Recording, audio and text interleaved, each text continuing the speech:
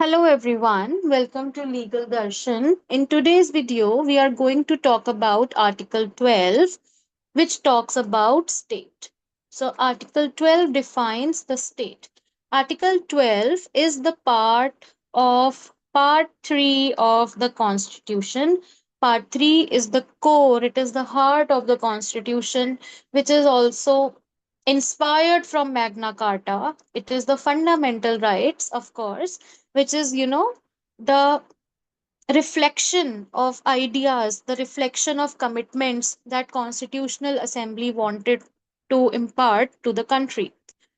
Now, state is important.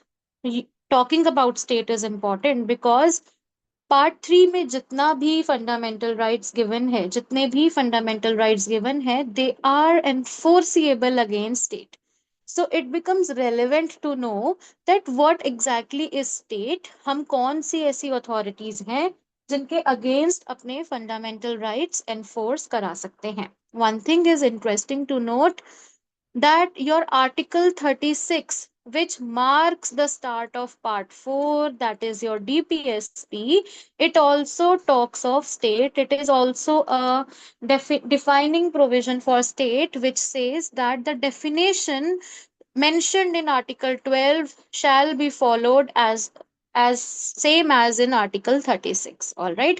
So this discussion that we are covering is going to cover both your Article 12 and Article 36 for enforcement of fundamental rights and for understanding directive principles of state policy, and primarily to understand what exactly is state, कौन सी authorities हैं जो state में आती हैं, किन के against हम हमारे fundamental rights enforce करा सकते हैं. Now we will start with definition and then we will move to our whiteboard to have a good interpretation of it. Now, the definition provides in this part. So, in this part means the third part, unless the context otherwise requires, the state includes. Now, the main word here, the word that you should pay attention to is the word includes. Why this definition is using the word includes, we will use the interpretation tool here. जब भी हम कोई definition पढ़ते हैं उस definition में दो तरह के वर्ड्स यूज होते हैं. इट्स ईदर इंक्लूड और मीन्स, और it is means and include. Alright. तो जब भी इंक्लूड वर्ड यूज होगा आपको समझ जाना है कि वो सेक्शन, वो आर्टिकल इंक्लूसिव है, यानी कि वो सिर्फ उन्हीं एलिमेंट्स पे फोकस्ड नहीं है जो एलिमेंट्स दिखाए गए हैं, जो एलिमेंट्स बताए गए हैं, बल्कि उनके जैसे नेचर के एलिमेंट्स को भी कवर करता है. जैसे कि the state includes the government, parliament and the government and legislature of each state and all local or other authorities within the territory of India or under the control of government of India. तो यहाँ पे word include है, यानी कि जो list दी गई है, जो एलिमेंट्स बताए गए हैं, जो कंपोनेंट्स बताए गए हैं, वो एग्जॉस्टिव नहीं है, इंक्लूसिव है. इंक्लूसिव है क्योंकि इस नेचर में काम करने वाली और अथॉरिटीज भी पार्ट 12, आर्टिकल 12 में काउंट की जा सकती हैं. So this article is inclusive in nature. जहां पे भी वर्ड यूज होगा मीन्स, वो डेफिनेशन एग्जॉस्टिव हो जाएगी. जहां जैसे कि फॉर एग्जाम्पल आपका बीएनएस में या जेजे एक्ट में चाइल्ड का डेफिनेशन, तो चाइल्ड का डेफिनेशन क्या है? Child means a person below the age of 18 years. तो वहां पे वर्ड यूज है मीन, यानी कि चाइल्ड सिर्फ वही बच्चा होगा जिसकी उम्र 18 साल से कम है. ओके. तो एग्जॉस्टिव हो गया, उस पे हमने बाइंड कर दिया कि इसके अलावा और कोई भी चाइल्ड नहीं होगा. लेकिन जब हम इंक्लूड वर्ड यूज करते हैं, इंक्लूड का मीनिंग होता है कि ये सब तो है, these are all are state, but इनके अलावा और भी स्टेट की कैटेगरी में हम अथॉरिटीज को लिस्ट कर सकते हैं which are performing similar functions और functions to facilitate the work of these authorities. Alright. So I hope this word includes and means were of great emphasis, and I hope you understood why they were required to be studied. All right. Now, yeah, let's read it again. In this part, which is third part, unless the context otherwise requires, The state includes the government and parliament of India and government and legislature of each state and all local and other authorities within the territory of India. Local authority से यहाँ पे मतलब है municipality and panchayats, जो कि आपके 73rd and 74th schedule से आई थी। ऑलराइट, सो वो अथॉरिटीज आपकी लोकल अथॉरिटी मानी जाएंगी। वर्ड जो हमें परेशान करता है, जो हमें इंटरप्रेट करना है, वो है अदर अथॉरिटीज। कौन सी other authorities? That we will understand by way of judicial developments. Okay, so local और other authorities within the territory of India और under the control of government of India, जो कि India की territory में है, performing governmental functions या फिर under the control of government of India है। मे बी वो बाहर हो, लेकिन वो गवर्नमेंट ऑफ इंडिया के द्वारा कंट्रोल की जाती हैं। तो ऐसा क्या एग्जाम्पल हो सकता है जो कि इंडिया में ना हो, with in the territory of India ना हो, बट गवर्नमेंट कंट्रोल के अंडर हो? That can be your that can be your embassies, which are the Indian embassies, which are situated outside the country, but they are under the governmental control. All right. So territories में जो भी authorities हैं जो governmental features discharge कर रही हैं, governmental functions पे काम कर रही हैं, वो तो टेरिटोरियल अथॉरिटी मानी जाएंगी अदर अथॉरिटी में। But outside the country there will be your there will be your embassies and ambassadors, which will be called the state because they are in the control of government of India. They are working directly for the government of India. So this is what it means जब ये बोलते हैं section में that within the territory or under the control, so that we can also include the embassies and ambassadors working for India abroad. Now let's shift to the interpretation of the term other authorities. Okay, just give me a second. I will move back the screen to whiteboard and then we can begin.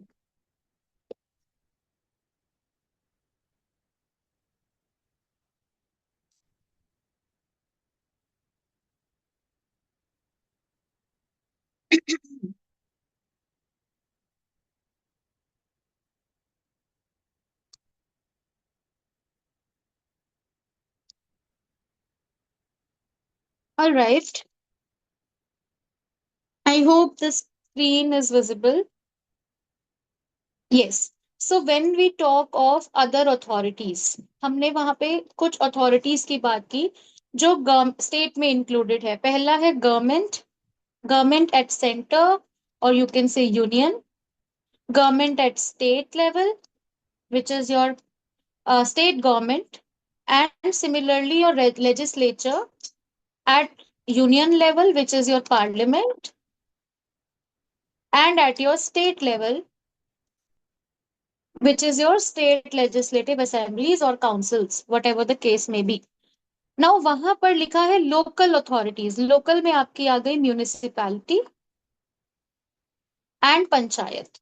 But the word which caught attention, the word which was important to be interpreted was other authorities. Other authorities कहाँ पे हैं, कौन सी हैं, क्या meaning है? other authorities जो other word है, other authorities जो word है, वो ना कॉन्स्टिट्यूशन डिफाइन करता है और ना ही हमारा जनरल क्लॉजेस एक्ट डिफाइन करता है। So General Clauses Act is the act we run to every time when we cannot interpret a word in the present in the statute. All right. So when other authorities were interpreted by judicial decision, अब other authority जो है हम यहाँ पे rule apply करेंगे agestum generis का। Ejusdem generis means of the same kind. तो जो authorities similar governmental functions discharge कर रही हैं, उनको हम एजिस्डम जेनरिस का रूल लगाकर गवर्नमेंट की तरह काम करने की टेंडेंसी में ले सकते हैं, स्टेट मान सकते हैं। ठीक है। सो फर्स्ट टाइम इस बारे में बात की गई जस्टिस भागवती ने आर डी शेट्टी के केस में इसको डिस्कस किया, अदर अथॉरिटीज को। बहुत और भी केसेस में बात की गई है. It's not that it was the first case, but it was the first case in which justice Bhagwati is basically talking of a test in which we can conclude one authority to be the state. Okay. Yes. So justice Bhagwati बोलते हैं, justice Bhagwati says that अगर corporation का जो function है, justice Bhagwati is talking in the case of R D Shetty versus Airport Authority. It is a 1975 case. इसमें बोला गया कि अगर जो कॉरपोरेशन का फंक्शन है, if that is related to public importance, अगर उसमें पब्लिक इंपॉर्टेंस का मुद्दा है, या अगर पब्लिक इंपॉर्टेंस का मुद्दा है और वो गवर्नमेंट फंक्शन से रिलेटेड है, वो गवर्नमेंट फंक्शन से रिलेटेड है, then it will be counted as a state. Okay. Then it will be counted as a state. अब इसमें प्रॉब्लम ये आई कि चाहे वो स्टैट्यूटरी हो या ना हो, कॉन्स्टिट्यूशन से बनाई गई हो, किसी एक्ट से बनाई गई हो या ना बनाई गई हो, it doesn't matter. So independent of creation of the authority, जो वो फंक्शन डिस्चार्ज कर रही है, अगर वो एक पब्लिक इंपॉर्टेंस का फंक्शन डिस्चार्ज कर रही है, गवर्नमेंट डिस्चार्ज कर रही है जो गवर्नमेंट के रोल से रिलेटेड है, then that authority will be called as state. इससे पहले जो केस था, इससे पहले हमारा 1975 में RD Shetty is the first landmark case we talk when we are talking of creating the test for state. लेकिन इससे पहले हमारे पास एक केस आया, जो केस था electricity board, electricity board Rajasthan versus Mohanlal. It was the case of Electricity Board Rajasthan versus Mohanlal. It is a 1967 Supreme Court judgment. Now, in this case, it was said that कोई भी authority जो constitution create कर रहा है या जो statutory authority बन रही है, कोई स्टैट्यूट क्रिएट कर रहा है, वो स्टेट है. चाहे वो कोई भी फंक्शन डिस्चार्ज कर रही हो, चाहे वो गवर्नमेंटल फंक्शन डिस्चार्ज कर रही हो या चाहे वो गवर्नमेंटल फंक्शन डिस्चार्ज ना कर रही हो. Now the drawback of this judgment was that अगर हम आज का पॉश एक्ट उठा लें, पॉश एक्ट में हमारी आईसीसी है. Now this ICC is a statutory body. ये एक बॉडी है जो स्टैट्यूट्स क्रिएट कर रहा है. ठीक है कि हर इंस्टीट्यूट में, हर ऑर्गेनाइजेशन में आईसीसी होना चाहिए या फिर लोकल कमिटी होनी चाहिए डिस्ट्रिक्ट लेवल पे. Now both of them are statutory committee because they are deriving their power from statute. तो इस जजमेंट के हिसाब से तो ये भी स्टेट हुआ, right? So is this judgment accurate? That is why, we were continuously contemplating on a good fixed criteria to define these other authorities as state. तो 1967 में एक जजमेंट आती है जो बोलती है कि हम सिर्फ ये देखेंगे कि वो क्रिएट कैसे की जा रही हैं. अगर वो कॉन्स्टिट्यूशन या स्टेट्यूट से क्रिएट की जा रही है तो वो स्टेट है. उसके बाद justice Bhagwati are D Shetty में बोलते हैं दैट चाहे वो कैसे भी क्रिएट हो रही हो, irrespective of creation, functional test आता है यहाँ पे कि अगर वो पब्लिक इंपॉर्टेंस के फंक्शन कर रही है, if it is doing public importance का function and it is related with governmental role, then it is a state. Now इस जजमेंट में भी प्रॉब्लम था. इस जजमेंट में क्या प्रॉब्लम हुआ कि कोई भी काम जो है आप उसे पब्लिक इंपॉर्टेंस का काउंट कर सकते हो. For example, a private university imparting education can be of public importance, right? तो उस केस में भी एक फिक्स्ड क्राइटेरिया हमारे पास स्टेट का नहीं आ रहा है, क्योंकि यहाँ पे बोला जा रहा था कि अगर आप पब्लिक इंपॉर्टेंस का काम कर रहे हो जो कि गवर्नमेंट रोल से एसोसिएटेड है, गवर्नमेंट फंक्शन से एसोसिएटेड है, देन उस केस में चाहे आप कंपनी हो, चाहे आप एसोसिएशन हो, चाहे आप इंडिविजुअल्स का एसोसिएशन हो, सोसाइटी हो, आप एक फर्म हो या आप एक कॉलेज हो, यूनिवर्सिटी हो, नो मैटर आपकी अथॉरिटी, कॉन्स्टिट्यूशनल अथॉरिटी कॉन्स्टिट्यूशन में है या किसी स्टैट्यूट में है, तो आप क्या है, आप स्टेट हो, you are state. Now this again became a subject of question because this was a first test, functional test पहली बार आया, लेकिन ये भी एक सवाल बन गया कि कितना एम्बिट हम कवर करेंगे पब्लिक इंपॉर्टेंस में, because public importance is very subjective.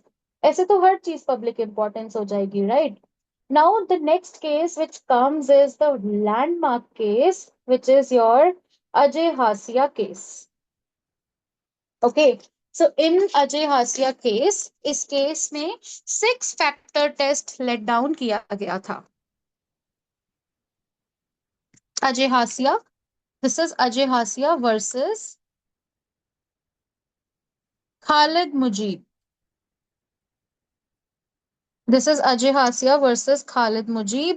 This is a case of 1980, right after your R.D. Shetty case.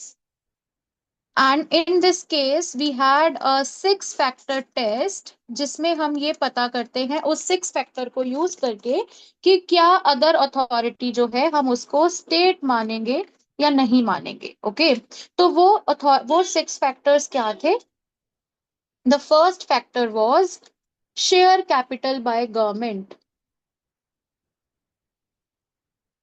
कि उस कंपनी में, उस अथॉरिटी में, उस ऑर्गेनाइजेशन में गवर्नमेंट का शेयर कैपिटल कितना है। It could be state government और it could be central government. So how much share capital, जैसे 51% है, 54% है, 59% है, 39% है, कितना शेयर कैपिटल है सरकार का। सेकेंड टेस्ट है हमारा फिनेंशियल एड, फिनेंशियल असिस्टेंस, कि कितनी फिनेंशियल असिस्टेंस स्टेट दे रहा है, कितनी फिनेंशियल असिस्टेंस दे रहा है गवर्नमेंट। जैसे कि एक रिसर्च इंस्टीट्यूट है, अगर उसको हर साल 110 करोड़ का रिसर्च ग्रांट मिल रहा है, तो this is financial assistance. I hope you are clear between holding share capital and giving financial assistance. Share capital is कि आप उतने शेयर के उस कंपनी में, उस एसोसिएशन में, उस ऑर्गेनाइजेशन में मालिक हो। फिनेंशियल असिस्टेंसेस कि आप उतना ग्रांट दे रहे हो, सरकार उतना फैसिलिटेटिंग ग्रांट दे रही है, ठीक है, फाइनेंशियल एड दे रही है। Yes. The third one is that how much, what kind of monopoly has been given to it by state. Monopoly given to that organization by state. For तो ऐसी अगर आपके जो organization है, आपका जो authority है, अगर उसको monopoly दी गई है state ने, तो that is also a factor. For example, SEBI. SEBI जो है, it is a statutory organization, but SEBI has the power, whole of the monopoly to regulate the trade that is going on in share market and everything like that. All right, Security Exchange Board of India I'm talking about. So it is talking of securities and capital market and all that. All right, so no other authority can interfere in the monopoly of SEBI to exercise its power. It is one out of the whole. All right, then we come up to another three points. First, second, third. I hope these three are clear. So these are the tests that we apply. Then the fourth one is control of state, or rather we should say significant control of state. तो significant control of state कैसे exercise होगा? जैसे state ने अपना एक member, एक minister जो है, वो एक्स ऑफिशियो चेयरमैन बना दिया। फॉर एग्जाम्पल, पीएम जो है वो एक्स ऑफिशियो चेयरमैन है, किसके? नीति आयोग के, ठीक है। प्लानिंग कमीशन या नीति आयोग के जो एक्स ऑफिशियो चेयरमैन है वो प्राइम मिनिस्टर हैं। So you know this is a way when you give ex officio positions, you are basically signifying your control. Okay, signifying control of state or government. All right, fifth is function of public importance. Functional test हमारा, कि जो आप function कर रहे हैं वो public importance का function होना चाहिए। सी, more or less all the functions are related to public importance only. Education हो गया, सिक्योरिटीज हो गई, बैंकिंग हो गया, ये सब पब्लिक इंपॉर्टेंस के फंक्शन बन ही जाते हैं। So you can actually interpret a lot of functions to be functions of public importance, and that is why function of public importance को ही एक पैरामीटर बनाना, सिंपली एक अलोन पैरामीटर बनाना, was a weak test which was given in R.D. Shetty. Now, sixth is Department of Government transfer to that corporation.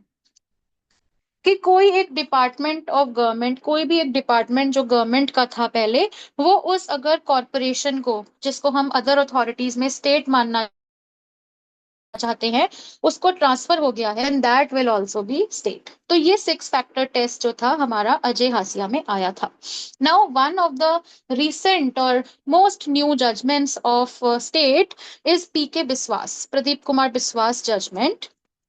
It is, whenever you will talk about state, you cannot talk about it without talking of Pradeep Kumar Biswas. All right. So Pradeep Kumar Biswas judgment is basically, I'll write it. Yeah. Yes. So our Pradeep Kumar Biswas judgment, Pradeep Kumar Biswas versus Indian Institute of Chemical Biology.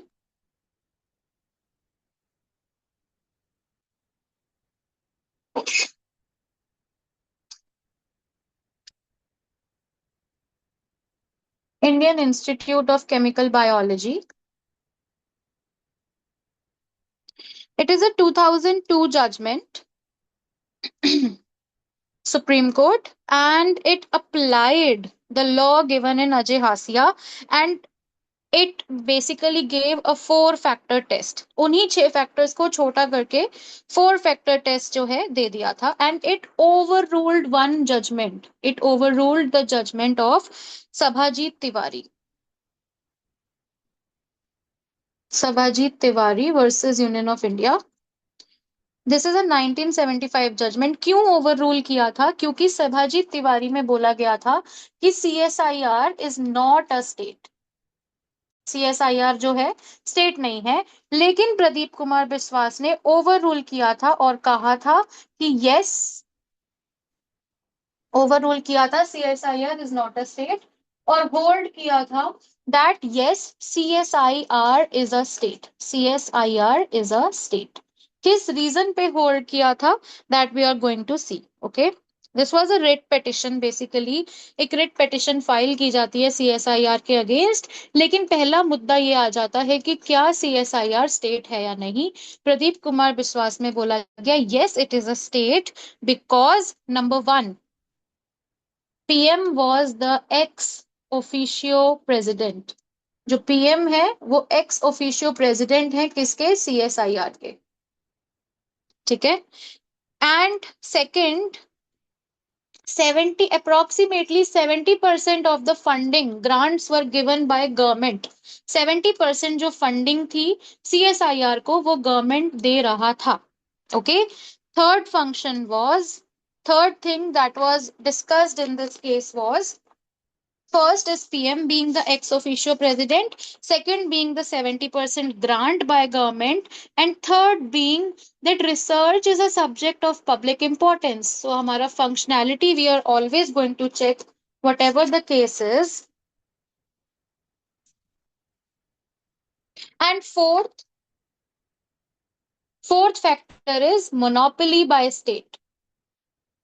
CSIR को monopoly थी conducting research की, governing research की। Okay, so जो भी हमारे exam होते हैं, UGC, UGC NET is an exam that we give, but आप देखेंगे कि जो यूजीसी नेट है वो ह्यूमैनिटीज, कॉमर्स, इन सब के लिए होता है।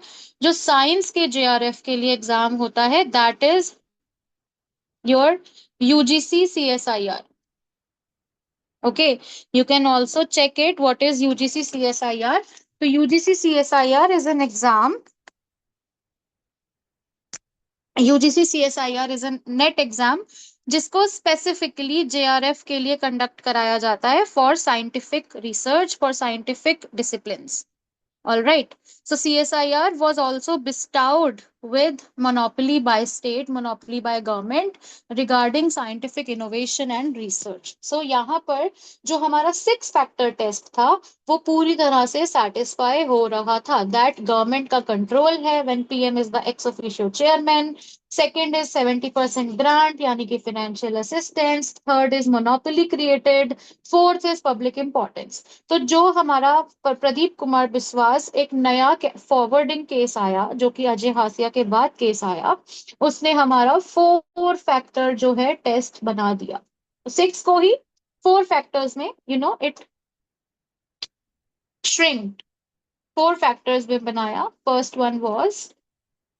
One was control of government जो कि हमने देखा, PM being the ex officio chairman और president. Second it was yes, second one was financial assistance, significant financial assistance. Third one was monopoly, monopoly conferred, research की monopoly conferred थी। And fourth, the important test, public importance, functional test, which is your function of public importance. Research is a function of public importance, of course. So that is why public importance was incorporated. But now the question arises, recently there was this one case, एक अभी 2023 का first judgement जो deliver हुआ है कौशल किशोर का case है, Kaushal Kishore versus state of UP. उसमें there was an argument made that it is the high time that we need to apply part 3 horizontally, part 3 को हॉरिजॉन्टली अप्लाई करने की बहुत जरूरत है। अब हॉरिजॉन्टली का मीनिंग क्या है? हमेशा फंडामेंटल राइट्स वर्टिकली अप्लाई होते हैं। वर्टिकली क्यों? क्योंकि ये स्टेट है, स्टेट अथॉरिटी में है और सिटीजन्स जो हैं वो सबऑर्डिनेट हैं। तो सिटीजन्स स्टेट के अगेंस्ट केस कर सकते हैं under part 3 and that is why it is called vertical application. Horizontal application की डिमांड क्यों की गई? जब सिटीजन के अगेंस्ट, सिटीजन में हम मान सकते हैं लीगल पर्सन यानी कि कंपनी, बॉडी ऑफ इंडिविजुअल्स और फर्म, कुछ सोसाइटी, ये सब भी ठीक है। जब सिटीजन के अगेंस्ट भी पार्ट 3 इन्वोक कर सकता है, it can be invoked. Okay, so ये एक आर्गुमेंट लिया गया था कौशल किशोर के केस में एंड ये बोला गया था कि fundamental right should extend to non state actors also. Horizontally हो जाता है जब आप फंडामेंटल राइट को नॉन स्टेट एक्टर के अगेंस्ट भी इम्पोज करा सकते हैं। जैसे वर्टिकल क्या है कि I am an individual, I can only sue state if my fundamental right is violated. Now state is supreme, I am inferior to state, so it is a vertical application. But what if my fundamental right is breached by another person, another legal person which is not state? So if I want to sue him, this is going to be an horizontal application of part 3. So इस judgment में basically ये बोला गया था, कौशल किशोर में ये बोला गया that your fundamental rights incorporated in 1901 and Article 21 can be invoked against non-state actors also. Okay, so right now what is happening is that there is a lot of privatization. जब आप किसी को प्राइवेट, किसी agency को privatise कर देते हैं तो it means that government has privatized it, government has lost control in it। तो कहीं ना कहीं उस ऑर्गेनाइजेशन से अगर आपका फंडामेंटल राइट ब्रीच हो रहा है then it becomes a problem because it is no longer a state. How will you enforce your fundamental right? So we are living in an era of privatization right now, and if these resources are getting privatized then it is going to be a problem for us to invoke our fundamental rights. So it is a high time that we should dilute this application of fundamental rights within state and non-state actors, and we can extend it to non-state actors as required. However, this is in process, this is going to take time. Of course, by judicial pronouncement it will evolve, and it will be interesting to see how it unfolds. All right, so this is it for today. I hope you found this discussion useful. Please drop any feedbacks or comments you have regarding this lecture in the comment box below, or you may write to us at our Gmail mentioned in the description. Thank you for watching. Please stay tuned. Have a great day.